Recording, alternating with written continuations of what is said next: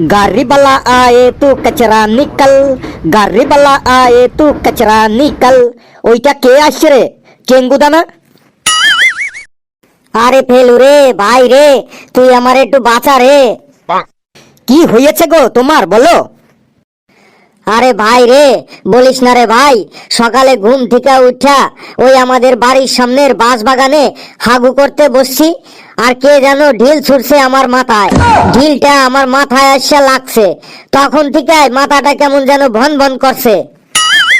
বাড়িতে পায়খানা থাকতে তুমি বাঁশ বাগানে হাগু করতে যাও কেন বলো তো? কে হাগু করছে? কেন হাগু করছে? কিসের হাগু? কার হাগু? এই আমার মাথায় বরফ পড়তাছে কেন রে? এই চেঙ্গুদা, তুমি কি সব উল্টো পাল্টা বলছো? মাথায় বরফ পড়বে কেন?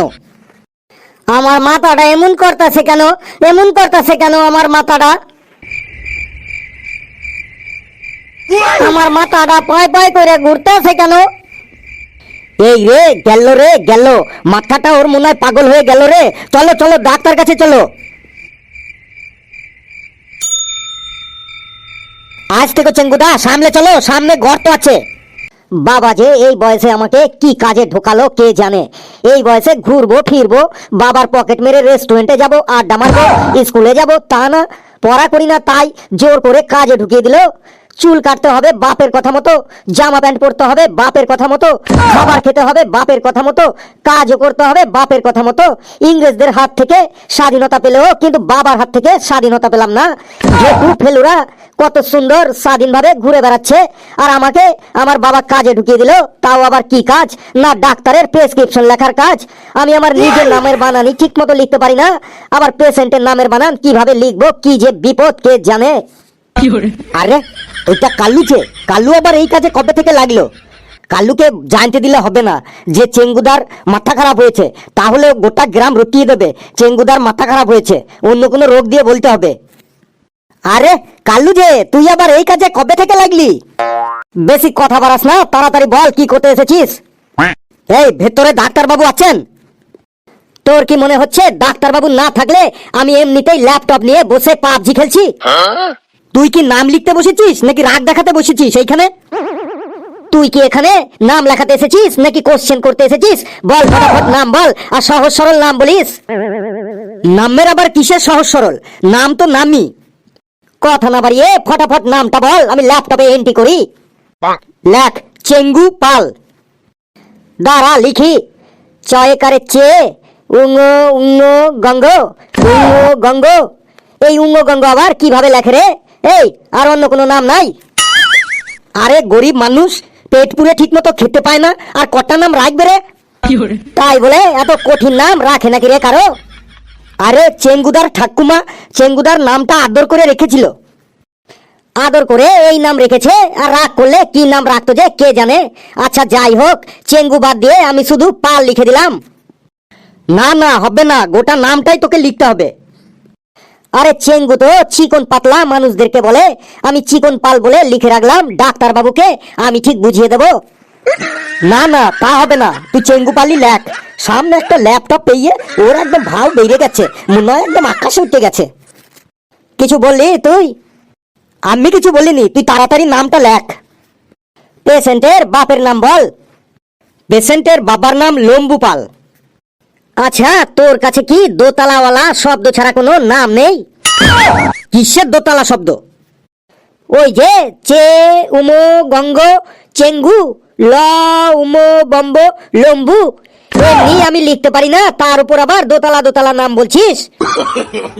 লিখতে পারবি না তাহলে তুই এখানে বসেছিস কেন? আরে দাঁড়া রে, তুই রাগিস না রে।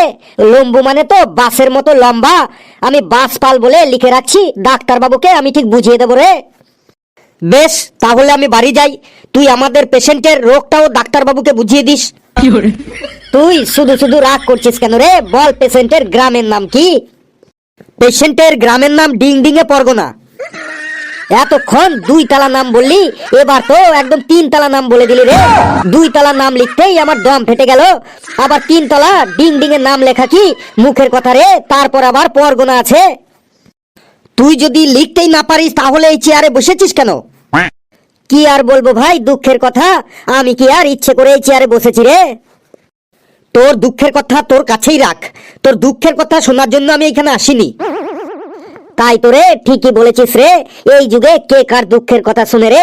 বল তোর পেশেন্টের রোগটা কি? ওই যে ডেঙ্গু। তুই কি এখানে ছ্যাবলামি করতে এসেছিস?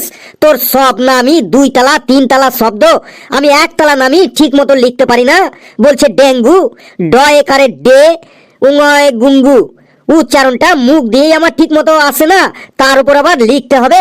কত সহজ সহজ নাম আছে, রাজু, বাপি, নীলু, সেই সব শব্দ বাদ দিয়ে কি সব নাম বলছে, চেঙ্গু, লম্বু। তারপর আবার কত সুন্দর সুন্দর রোগের নাম আছে, যেমন জ্বর, কাশি, বমি, সেই সব বাদ দিয়ে বলছে ডেঙ্গু। যা, তোর কিছুই লেখার দরকার নেই, তুই ভেতরে যা। নিজে লিখতে পারে না সেটা বলবে না, আবার আমার উপর রাগ দেখাচ্ছে। সব 2 তালা 3 তালা নাম বলে, লেখা তো দূরের কথা, আমি উচ্চারণই করতে পারি না। ধুর, ওই কাজই করবো না, বাপটা আমার যা বলে বলুক। স্যার ভেতরে আসবো?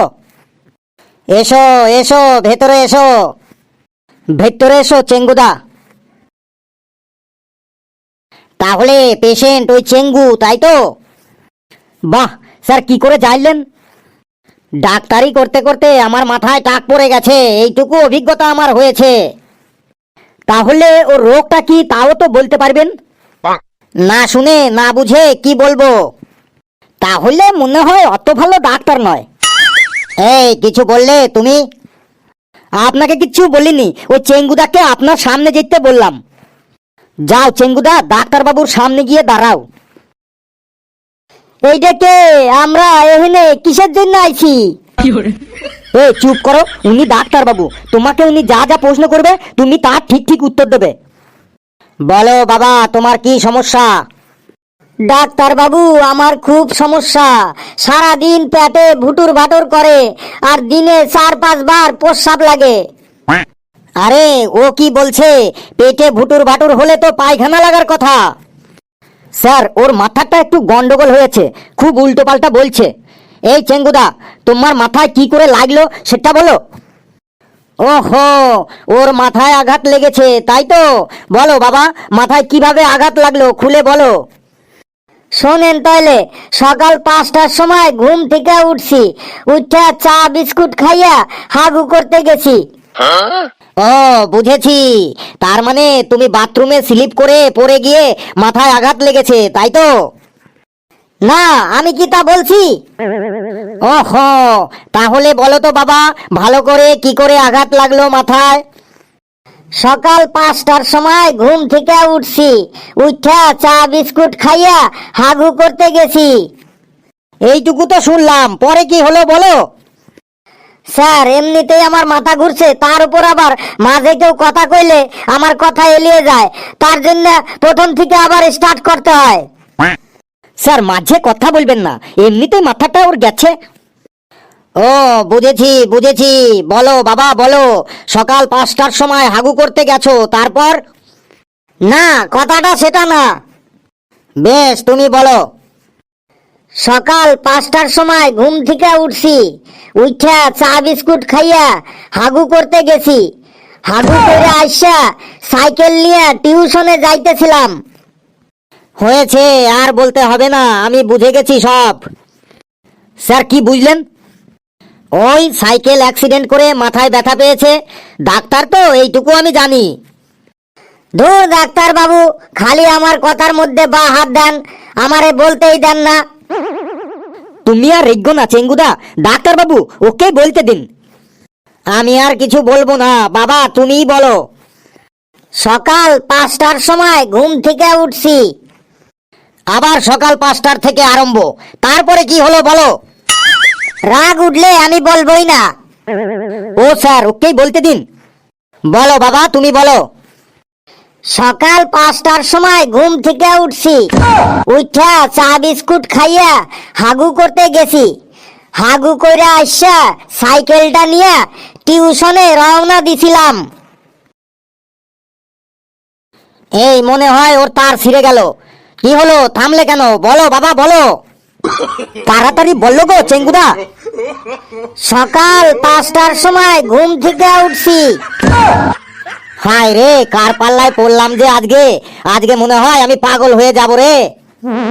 ঘুম থেকে উঠটা চা বিস্কুট খাইয়া হাগু করতে গেছি। কি হয়েছে ওটা তাড়াতাড়ি বলো।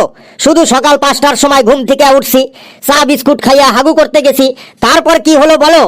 এই, তুমি তো ওকে নিয়ে এসেছো, ওর কি হয়েছে তুমি জানো না?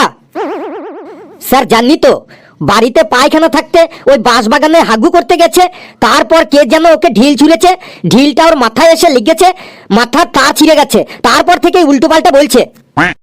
তুমি জানো তো এতক্ষণ বললে না কেন? সেই 1 ঘন্টা ধরে শুনছি, সকাল 5টার সময় ঘুম থেকে উঠছি, চা বিস্কুট খাইয়া হাগু করতে গেছি, একই কথা বারবার। স্যার কি হয়েছে ওটা তো ওকে জিজ্ঞাসা করেছেন, আমাকে একবারও জিজ্ঞাসা করেছেন ওর কি হয়েছে? এখানে কি তোরা ছ্যাবলামি করতে এসেছিস? ও ডাক্তার বাবু, সেদিন যে আমার কাছ থেকে 2 কেজি মুরগির মাংস নিয়ে আসলেন, তার টাকা তো এখনো দিলেন না। এই রে, কাম সেরেছে রে, যেটুকু তার জোড়া লাগানো ছিল সেটুকু মনে হয় ছিঁড়ে গেল।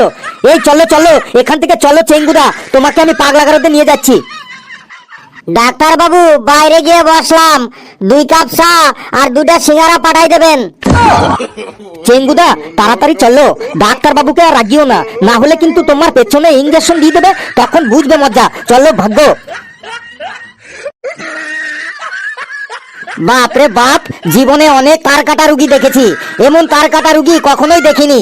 সকাল 5টার সময় ঘুম থেকে উঠছি, উঠা চা বিস্কুট খাইয়া হাগু করতে গেছি, একই কথা বারবার বারবার। যা তুই সকালে ঘুম থেকে ওঠ, চা বিস্কুট খা আর হাগু করতেই যা। বন্ধুরা, ভিডিওটি কেমন লাগলো আপনারা কমেন্টসে অবশ্যই জানাবেন, আর ভিডিওটি লাইক করবেন, যত পারেন শেয়ার করবেন, আর চ্যানেলটিকে সাবস্ক্রাইব করে আমাদের সাথে থাকবেন। আরো মজার মজার ভিডিও পাবেন। সকলে হাসতে থাকুন, সুস্থ থাকুন, আর মাঠে ঘাটে কিন্তু কেউ আর পায়খানা করবেন না, তাহলে কিন্তু ওই ঢেলা খেতে হবে। সকলে খুব খুব ভালো থাকবেন।